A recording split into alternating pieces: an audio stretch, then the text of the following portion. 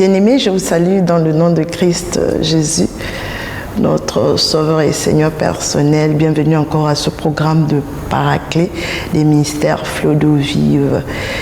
La grâce m'a été donnée pour vous partager ces quelques moments. Prions. Te bénissons encore ce matin dans le nom de Christ Jésus, ton notre Seigneur et Sauveur personnel. Pour ce jour merveilleux, ce jour de grâce, ce jour de faveur. Reçois notre reconnaissance pour qui tu es. Reçois notre reconnaissance pour ce que tu fais au quotidien pour nous. Je prie que ce message, au travers du Saint-Esprit, puisse toucher un cœur, puisse restaurer quelqu'un, puisse revigorer quelqu'un, puisse, Seigneur, guérir l'âme de quelqu'un. Merci encore pour ta parole qui est notre nourriture. Merci pour ta parole qui nous fortifie, qui nous guérit, qui nous fait du bien, qui nous restaure et qui nous aiguise dans le nom de Christ Jésus. Amen. Le titre de mon paraclet est la maîtrise de soi ou le fruit de la discipline. Bien aimé, beaucoup de personnes font des choses regrettables aujourd'hui par manque de maîtrise de soi. Oui, plusieurs d'entre nous subissent des déconvenues ou des échecs parce qu'elles n'ont pas pu contrôler leurs émotions. Elles n'ont pas pu dominer leurs émotions, comme la convoitise, la colère, le désir sexuel, la jalousie ou l'envie, bien aimé. Voilà tant de choses que les personnes ont du mal à contrôler, que des personnes ont du mal à dominer lorsque la moutarde leur monte à la tête. Alléluia. Bien aimé, le manque de maîtrise peut faire basculer une vie en un instant ou nous maintenir captives durant toute notre vie.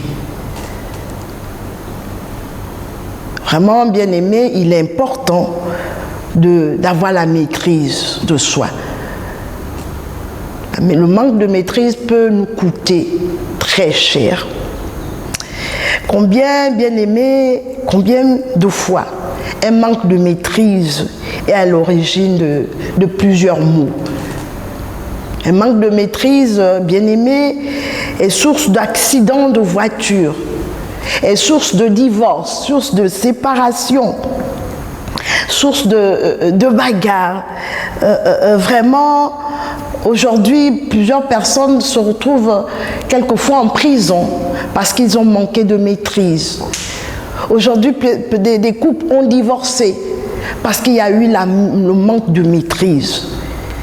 Bien-aimé, l'ivrognerie également est un manque de maîtrise de soi de la part de la personne qui éprouve le besoin de consommer des boissons alcooliques. Alléluia, bien-aimé.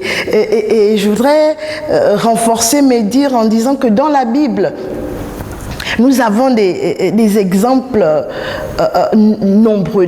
Les exemples sont légion. Nous avons l'exemple de Ève dans le livre de la Genèse, qui a manqué de maîtrise lorsque le serpent s'est rapproché d'elle pour lui proposer de manger l'arbre du fruit de la connaissance et du mal.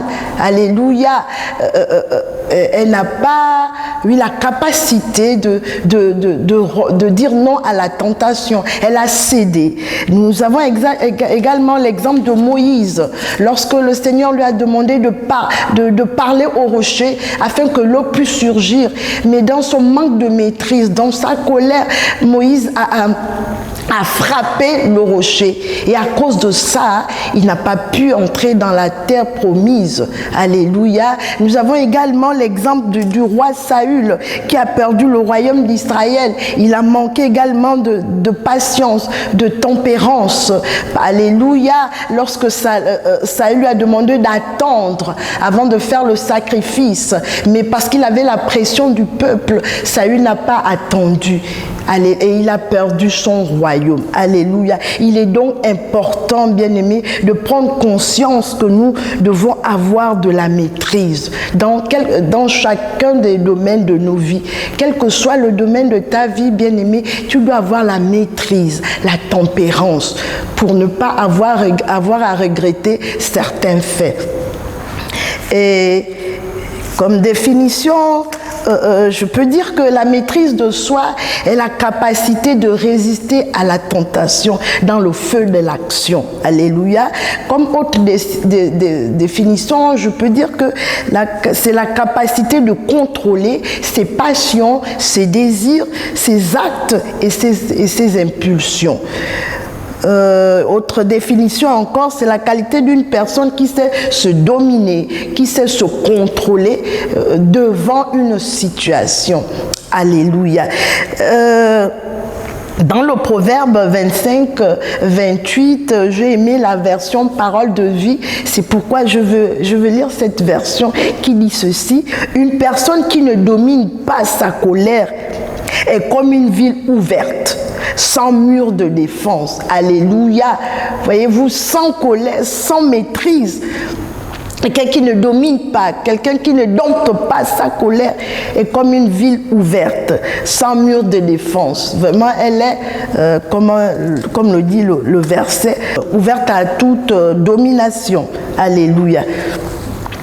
Dans le livre de Galates, au chapitre 5, 22, qui parle du fruit de l'esprit, la maîtrise de soi est utilisée, comme on dit, pour désigner le fruit de l'esprit, et c'est le 9e fruit de l'esprit. Allons-y savoir pourquoi Paul a placé la maîtrise de soi comme 9e fruit de l'esprit.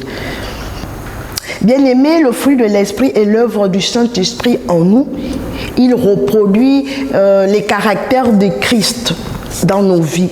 Nous ne pouvons pas les avoir de nous-mêmes, non. Nous ne pouvons pas les obtenir de nous-mêmes. Alléluia, c'est par le Saint-Esprit en nous. Et si nous voulons réellement que le fruit de l'Esprit grandisse en nous, bien-aimés, nous devons nous associer à Christ Jésus, au Saint-Esprit. Nous devons rechercher, désirer la présence de l'Esprit en nous. Nous devons, bien-aimés, connaître Christ, désirer la présence de Dieu, l'aimer, l'imiter, le louer, l'adorer. Vraiment prendre du temps de nous approcher de Christ, prendre du temps de communier avec le Saint-Esprit et nous aurons ce caractère en nous, nous aurons les sentiments de Christ en nous.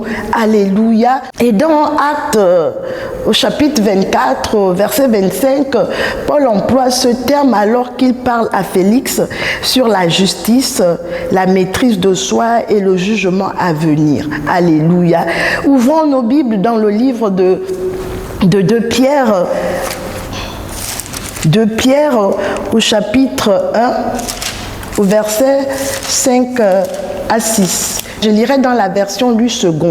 Comme sa divine puissance nous a donné tout ce qui contribue à la vie et à la piété, au moyen de la connaissance de celui qui nous a appelés, par sa propre gloire et par sa vertu, lesquels nous assurent de sa part les plus grandes et les plus précieuses promesses, afin que par elles vous deveniez participants de la nature divine, en fuyant la corruption qui existe dans le monde par la convoitise. Verset 5, ce qui m'intéresse. À cause de cela même, faites tous vos efforts pour joindre à votre foi la vertu, à la vertu la science, à la science la tempérance, à la tempérance la patience, à la patience la piété. Alléluia. À la piété, l'amour fraternel, et à l'amour fraternel, la charité. Alléluia. Que Dieu bénisse sa parole. Vraiment, bien aimé, j'aime la parole de Dieu. Vraiment, elle nous transforme, elle nous rend meilleurs. Vraiment, elle nous fait du bien. Au-delà de nous faire du bien, bien-aimés, la parole de Dieu est là pour vraiment nous transformer à l'image et à la ressemblance de Christ. Vraiment, je vous exhorte, bien-aimés, à prendre le temps de lire la parole, de la méditer au quotidien. Si nous voulons refléter Christ, si nous voulons avoir le caractère de Christ en nous, bien-aimés, tel il est, tel nous sommes. Alléluia. Cela ne peut se faire qu'au travers de sa parole. Alléluia. Bien-aimé, dans mon quotidien, j'ai constaté que les personnes qui réussissent, les personnes qui ont du succès dans leur vie, ce sont des personnes qui ont la maîtrise de soi.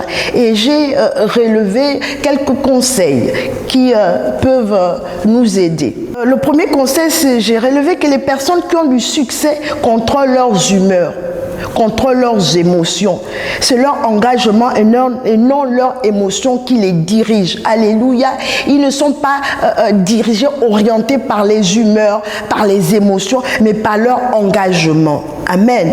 Et le deuxième conseil relevé, c'est les personnes qui ont du succès mesurent leurs paroles, contrôlent leur langue. Elles ne parlent pas n'importe comment. Elles tournent 7 fois leur langue dans leur bouche avant de parler. Et c'est le proverbe 13:3 qui nous dit « Celui qui veille sur sa bouche garde son âme. Celui qui ouvre des grandes lèvres court à sa perte. » Alléluia. Et la même parole dit que la bouche qui parle beaucoup ne manque pas de péché. Alléluia. Et c'est Jacques qui nous dit dans son livre que nous soyons promptes, bien-aimés, à écouter et lents à parler.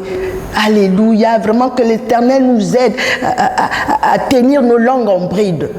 Amen. Le troisième conseil que j'ai relevé, que les personnes qui réussissent modèrent leurs réactions. Alléluia, elles gèrent leurs réactions. Dans le proverbe 19:11, je ressens une parole qui dit « L'homme qui a de la sagesse est lent à la colère. Et il tient sa gloire à oublier les offenses. » Alléluia. Oui, la sagesse nous aide à ne pas subir les émotions. La sagesse nous aide à contrôler, à dominer, à avoir de la retenue, à ne pas aller dans tous les sens. Gloire à Dieu pour sa parole. Et le cinquième conseil que j'ai relevé également, que les personnes qui ont du succès, ont une discipline de vie et réussissent à atteindre leur objectif. Alléluia. Ouvrons nos Bibles dans le livre des Éphésiens. Éphésiens chapitre 5, versets 15 à 16. La parole nous dit ceci. « Prenez donc garde de vous conduire avec circonspection, non comme des insensés, mais comme des sages. » Alléluia. Rachetez le temps car les jours sont mauvais. Amen. C'est encore une recommandation que Paul nous donne pour pour avoir une discipline de vie. Alléluia. Le cinquième conseil, c'est que les personnes qui ont du succès savent gérer leur argent. Ils apprennent à vivre avec ce qu'elles gagnent et font des investissements meilleurs. Elles ne vivent pas au-dessus de leurs moyens. Alléluia. Et le proverbe 21, au verset 20, nous dit ceci. « De précieux trésors et de l'huile sont dans la demeure du sage, mais l'homme insensé les engloutit. » Alléluia.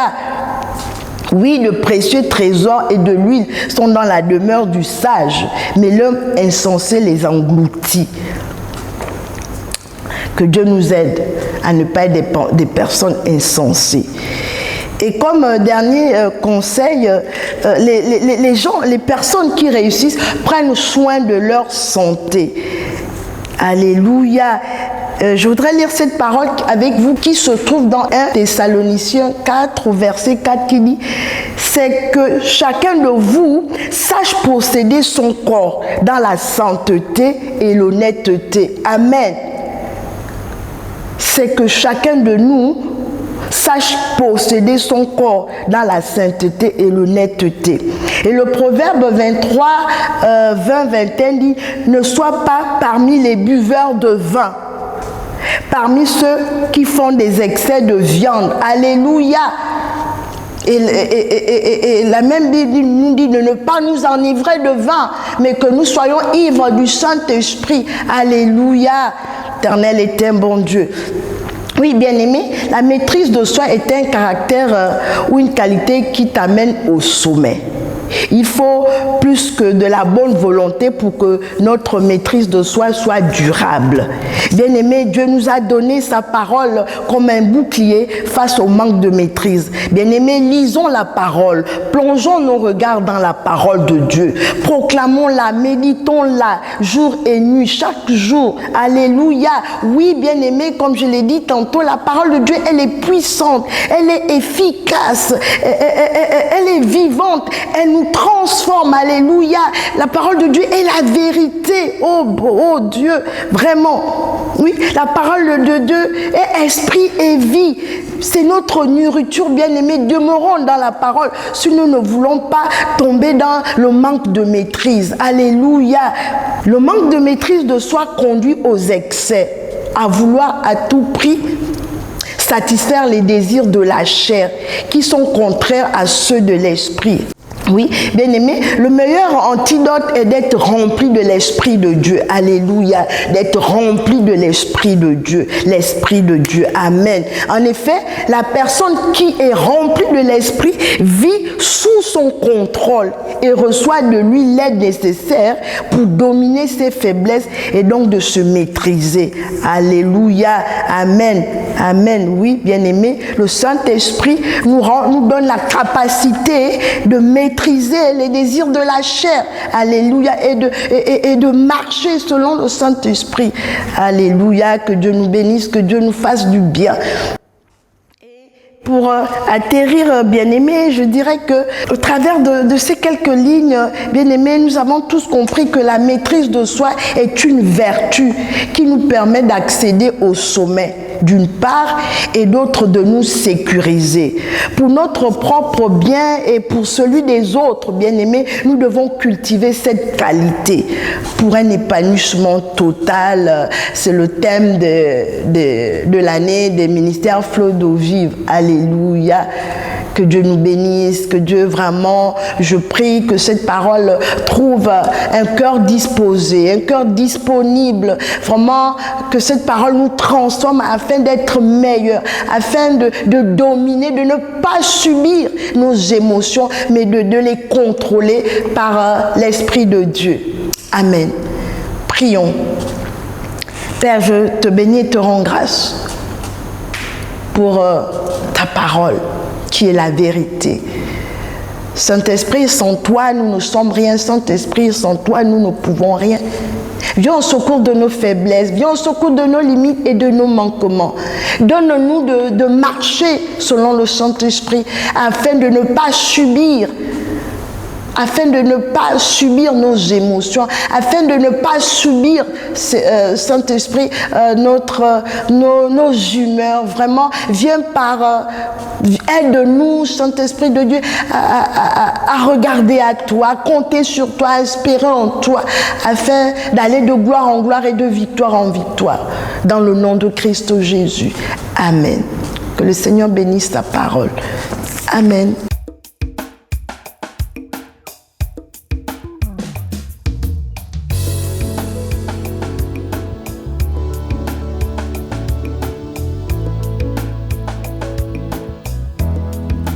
Je suis un flot.